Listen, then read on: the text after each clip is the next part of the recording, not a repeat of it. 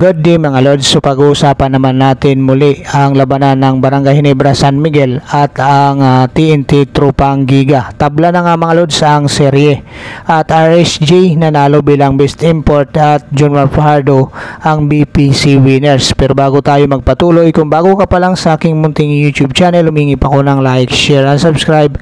Maraming salamat. So ayon nga dito sa report ng spin.ph nga mga Lods, tabla na nga ang serye sa pagitan ng Barangay Ginebra San Miguel at saka TNT Tropang Giga. Dito nga mga Lods, sa pangunguna nga nitong si Justin Brownlee ng Barangay Ginebra San Miguel.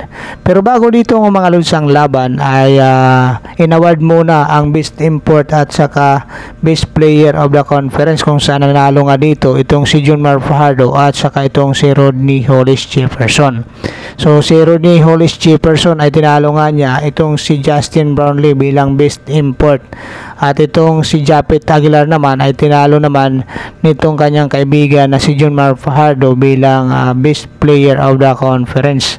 At dikitan nga dito mga Lods ang naging resulta, 989 para kay Junmar, 664 naman para dito kay Japet Aguilar.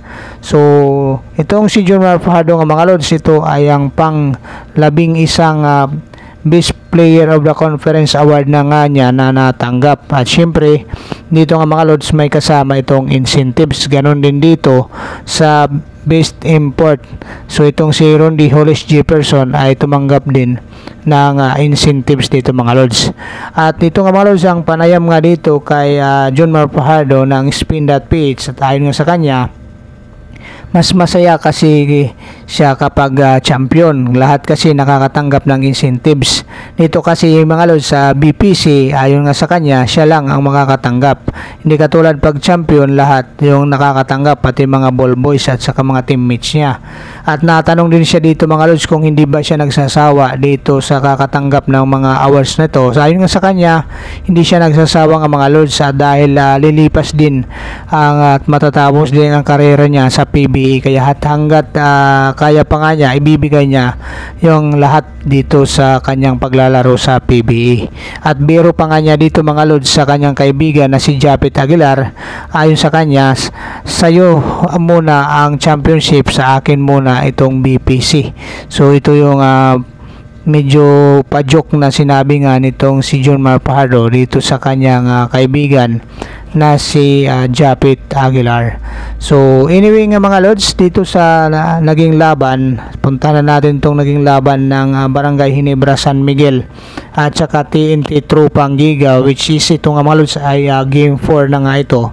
So dito sa laban na ito mga Lods, determinado nga itong bawat kupunan na makausad, lalong lalo na itong Barangay Ginebra San Miguel, dahil mababaon nga sila sa 3-1 kung matatalo sila dito. So itong si Rodney Hollis Jefferson naman mga Lods ay sabihin na natin na medyo admire siya dito o inspired siya dito dahil sa pagkapanalo niya bilang Best Import. At natanong din siya dito mga Lods patungkol dito sa mga nagbobo sa kanya na mga Ginebra fans, na tayo nga sa kanya ay nagbabayad naman ito at hindi na nga niya pinapalaki ang issue dito patungkol dito. At sabi pa nga niya, nakakapag-energize ito sa kanya na lalo niyang galingan yung paglalaro niya dahil nga dito sa mga fans na nagbobo sa kanya. So ibig sabihin nga dito mga Lods, magandang pang-energize nga ito sa kanya, itong pagbubuo ng mga fans ng Barangay Ginebra San Miguel. So hindi na ito bago mga Lods, dahil itong si Coach Chot Reyes din ay nakakatikim din ito ng buo ng mga fans kahit nga nung panahon na hinahawakan niya itong Gilas Pilipinas.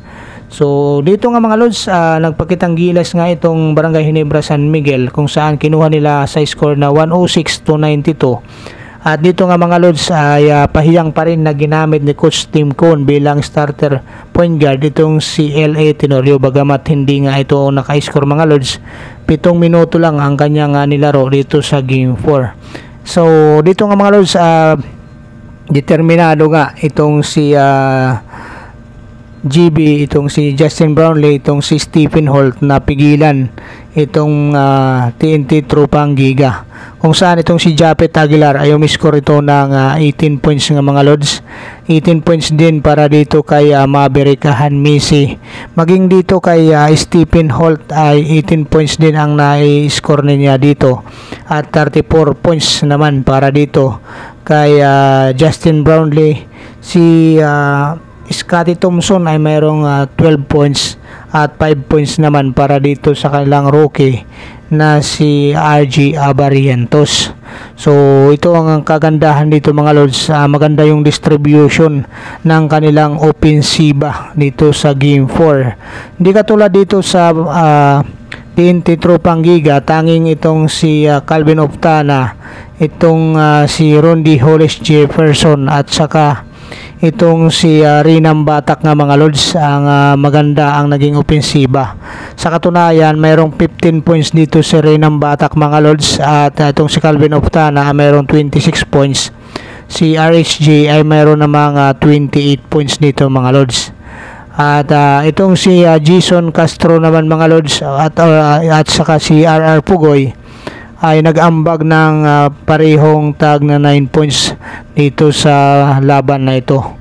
Pero malaking kakulangan din itong kanilang naging contribution dito sa game 4. Kaya dahilan para sila ay matalo dito sa Barangay Ginebra San Miguel at maging even na nga itong series ng dalawang kupunan nga mga lods.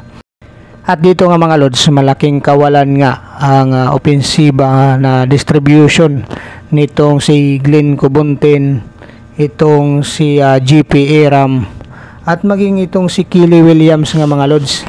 So si GP Aram nga dito mga lods ay score lang ng 3 points sa kabuuan ng laban. At itong si Killy Williams naman mga lods ay walang naibigay na opensiba o walang puntos dito sa laban, maging itong si Glenn Cobuntin. Kaya ito nga mga lods yung missing dito sa kupunan ni Coach Cho Trias na sa ngayon ay panibagong pag-aaral na naman ang gagawin nila dito kung paano makakapag-adjust. So maraming salamat mga lods at shout out pala para sa lahat sa inyo mga lods. Francis Palumayan, Ronald Berbosidad, shout out sa iyo lods na maraming salamat. Discarte Mitch Flavor, shout out at maraming salamat din lods. Joseph Bawi, maraming salamat, shout out din sa iyo lods. At ito pa, shout out Raymond Iglesia, maraming salamat sa iyo lods, shout out din sa iyo. Aisha Misidano, shout out sa iyo lods, maraming salamat din. At isa pa itong si Johnny Junior Chang, shout out sa iyo lods, maraming salamat din. Sonia J Vlog, shout out sa iyo lods, maraming salamat. At Rosita Cavado, shout out sa iyo lods, thank you so much din sa iyo lods. At ito pang si Buddy Julets, shout out sa iyo lods, maraming salamat.